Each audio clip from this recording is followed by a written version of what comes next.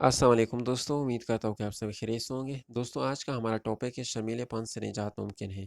تو آج کی اس ٹاپک ہم ڈسکس کریں گے شرمیلے پن سے نجات کیسے حاصل کریں۔ تو آئے چلتے ہیں۔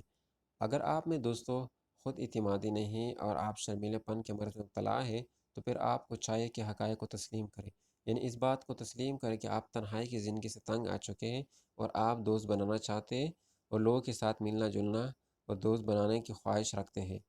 آپ کو یہ بات اپنے ذہن سے دوست بالکل نکال دینی چاہیے کہ آپ شرمیلے پن سے کبھی نجات حاصل نہیں کر سکتے۔ بالکل آپ شرمیلے پن سے نجات حاصل کر سکتے ہیں، بشرطے کہ آپ چند رول ریگولیشن کو فالو کریں۔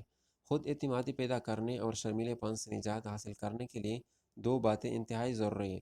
پہلی بات تو یہ ہے دوستوں کہ آپ لوگوں کے ساتھ ملنے جلنے اور دوست بنانے کی خواہش کو دبانا چھوڑ دیں، اور دوسری بات یہ ہے کہ آپ خود کو دھوکہ دینا چھوڑ دیں اور اپنی کمزوریوں کا سامنا کریں۔